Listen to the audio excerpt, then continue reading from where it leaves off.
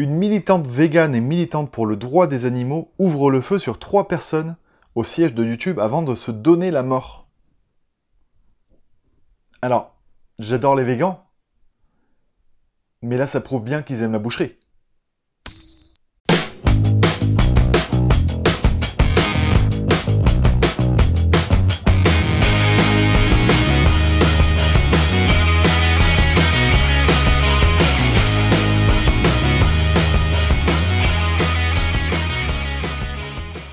Salut à tous et bienvenue dans Zoom. Aujourd'hui, nous allons parler du film Dans la burne. Dans la brune. Dans la brume. Ne surtout pas se tromper, ce titre est dangereux. Alors, Dans la brume, c'est un film au concept assez génial, un film de genre, un film français, dans lequel on va suivre justement un Paris un tout petit peu évolué dans la technologie, donc c'est un Paris qui est proche, je pense, mais bon, ça à la limite on s'en fout un petit peu, et qui va subir un séisme, et en fait, suite à ce séisme, il y a une brume qui va se dégager du sol et qui va envahir toute la ville.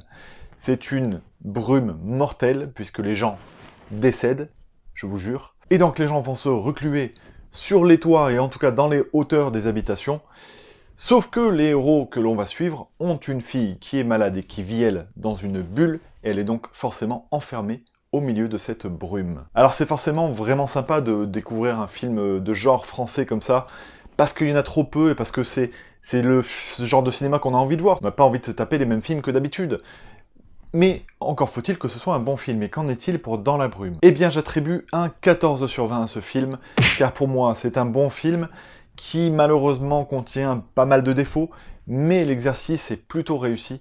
Et c'est tellement rare dans son genre que j'ai envie de soutenir ce film. Alors je vous préviens d'avance, si vous n'avez pas vu le film, je risque de spoiler dans la vidéo, parce que le film laisse part à beaucoup d'interprétations, le film est une métaphore, donc je vais partir sur les pistes de réflexion.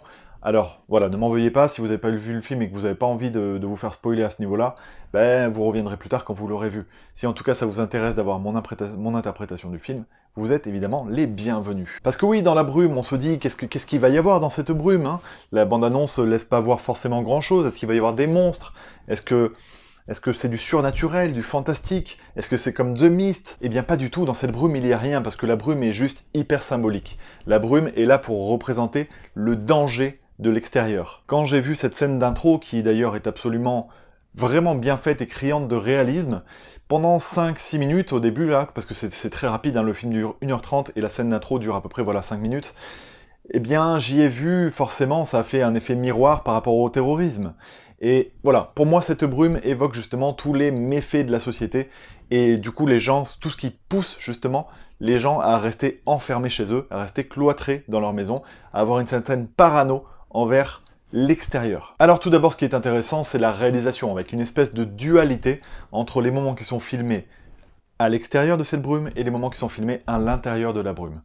À l'extérieur, on a une caméra qui est plutôt lente, qui se déplace un peu comme si elle volait au-dessus de la ville.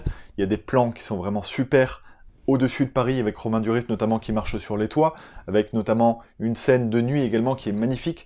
Tous ces plans qui sont en extérieur, la caméra est plutôt lente, elle est toujours en mouvement, mais elle donne l'impression de flotter. On est un petit peu comme sur un nuage. Ça m'a fait penser parfois au film d'animation Là-haut, où on a cette maison qui est dans les nuages. On a l'impression de flotter dans l'air. À ce moment-là, donc, la caméra se déplace lentement et porte à la contemplation et à la réflexion. Et ça donne un espèce d'effet de recul par rapport à la situation. Et on a les moments dans la brume, donc, qui eux sont beaucoup plus dynamiques, beaucoup plus mouvementé, et forcément c'est là où se passe l'action, hein, donc ça bouge un petit peu plus, mais j'ai aimé voilà, cette confrontation de réalisation, cette confrontation de point de vue, et cette confrontation d'ambiance, parce qu'il y a 2 ambiances dans le film. Alors, c'est pas de l'angoisse, c'est plutôt du suspense, j'ai envie de dire, parce que voilà, il va pas y avoir de monstres, il va pas y avoir de quoi que ce soit, donc du coup c'est pas vraiment flippant. Malgré tout, il peut se passer des choses qui fassent peur, mais non, là c'est pas le cas vraiment, c'est vraiment pas le sujet du film. Le but ici c'est de suivre le héros dans ses péripéties, d'un point A à un point B. Donc forcément, on est maintenu en haleine, puisqu'il y a cette brume qui est mortelle autour de lui. Évidemment, quand la caméra est en hauteur, est en plongée, on a l'impression de cette espèce de regard divin, justement, parce que ce film fait référence. Je vous le disais tout à l'heure, ce film est métaphorique, donc il prête énormément à réflexion. Eh bien, avoir un regard divin, c'est-à-dire un regard d'au-dessus de la planète, nous fait poser davantage de questions. Où va-t-on? Est-ce qu'on est en train de foutre un petit peu le bazar sur cette planète? Est-ce vraiment le début d'une nouvelle ère? C'est une des pistes qui est évoquée dans le film. L'univers esthétique, je pense qu'on peut pas en redire grand-chose. L'univers esthétique du film est vraiment réussi. Et les effets spéciaux également. La brume, c'est quelque chose qui est pas facile à manier, là, tout ce qui est fumé, etc. Et je trouve que le rendu est vraiment plutôt bon. Mais comme je vous le disais tout à l'heure, ce que j'ai vraiment préféré dans le film, c'est tous les symboles, toutes les métaphores qui y sont inclus. Comme je vous le disais, la brume à l'extérieur représente, selon moi, je me trompe peut-être, mais selon moi, ça représente le danger.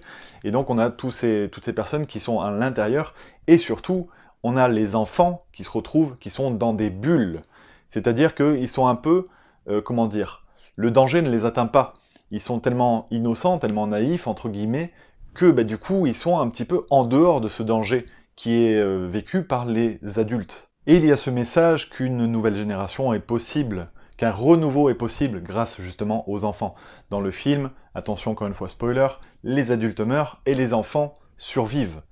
D'ailleurs, au passage, pour moi, il y a une erreur d'écriture que je n'ai toujours pas interprétée, donc si jamais vous avez l'interprétation, n'hésitez pas. Les adultes meurent, les enfants survivent, c'est pareil pour les animaux, puisqu'à un moment donné, on croise des chiens, et donc la maman du chiot est morte, allongée sur le sol, et le petit chiot court vers l'écran. Donc c'est pour montrer qu'il a survécu.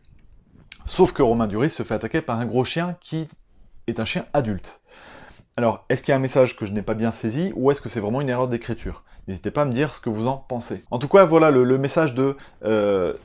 il faut une nouvelle génération parce que les adultes sont trop dans la merde, entre guillemets. Ils ont trop souffert, et ils sont dans un monde complètement chaotique. Donc, pour sauver la planète, il faut une nouvelle génération, une nouvelle vague. Et tout le film va dans ce sens-là. D'ailleurs, par moments, Romain Duris a des visions.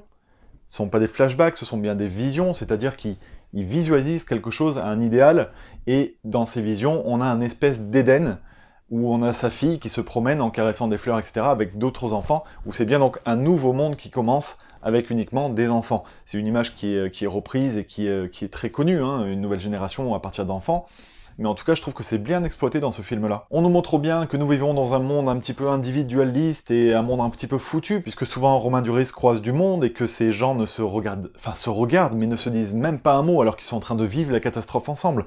C'est-à-dire que les gens que tu croises deviennent des ennemis. Donc à un moment donné, c'est quand même qu'on a un peu perdu quelques valeurs. J'ai aimé le traitement du choc générationnel entre les personnes âgées, les personnes d'âge moyenne et les enfants.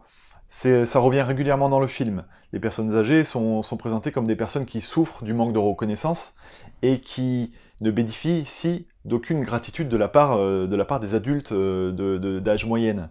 Et on a aussi cette cassure entre les enfants et les adultes. Cette histoire de génération me rappelle énormément le film The Last Girl, qui était appelé également The Girl with All the Gifts, sur l'évolution de l'espèce humaine, sur le fait que la nature reprenne le dessus. Et parce que forcément, si la nature reprend pas le dessus, les humains détruisent la planète. Voilà, la bulle est également hyper symbolique. La bulle représente l'enfance, la frontière entre l'enfance, l'adolescence et le monde adulte, justement. Et qu'est-ce qui fait casser cette frontière? Qu'est-ce qui fait s'ouvrir la bulle lorsque la fille tombe amoureuse? C'est-à-dire qu'en connaissant l'amour, lorsqu'elle avoue être amoureuse, ça y est, elle est libérée de sa bulle, elle devient adulte. Enfin voilà, honnêtement, je trouve que ce film est bourré de bonnes idées, de bonnes intentions, et qu'il laisse à réfléchir. C'est ce que j'ai aimé, c'est qu'en ayant fini la séance, je me suis mis à réfléchir. Et je me suis mis à penser à toutes ces théories, à voir un petit peu ce que le film avait essayé de me proposer. Et il y a le côté post-apo, avec ce message, justement, à la fois écolo et en même temps ces petites interprétations là qui sont vraiment intéressantes, je trouve. Alors évidemment, je lui mets 14 sur 20 parce qu'il y a beaucoup de défauts. Alors beaucoup. Ça prend pas le pas sur la qualité du métrage, mais il y a quand même des défauts. Notamment le jeu des acteurs, et principalement des enfants. J'ai pas du tout accroché, j'ai eu l'impression qu'ils récitaient leur texte, j'avais l'impression de voir les phrases écrites, et qu'ils les parlaient comme ça, c'était vraiment pas agréable du tout. Les personnages principaux sont également un petit peu stéréotypés, on croit pas forcément à cette relation d'amour qui est très cliché, qui est très convenue, qu'on a vu dans des milliards d'autres films. J'aurais aimé qu'on ait un peu plus d'attachement envers ces personnages. Et je trouve aussi qu'il y a beaucoup d'actions qui ne mènent à pas grand-chose. C'est bien parce qu'il y a du rebondissement, mais à un moment donné, ils vont d'un point A à un point B en se disant le point B n'a pas marché, on retourne au point A, on va chercher le point C, et on retourne au point A. Et il se passe pas grand-chose au final dans l'histoire. L'intrigue avance. Non, le film se déroule, c'est plus ça en fait. Le film se déroule avec des actions, des péripéties, mais l'intrigue n'avance pas forcément. La narration n'avance pas forcément. J'ai trouvé également que la musique, que j'ai beaucoup aimée, est parfois un petit peu trop présente.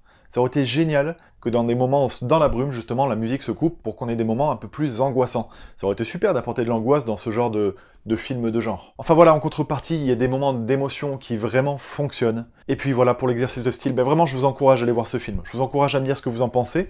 Je vous encourage à me dire quelle est votre interprétation du film. En tout cas, voilà, c'est des films qui sont trop rares. Moi, j'ai vraiment apprécié ce moment, surtout que c'est vraiment le genre de film qui m'éclate. Donc, bah, dites-moi ce que vous en pensez, et puis on en discute dans les commentaires. Sur ce, je vous dis à très vite. Ciao, ciao.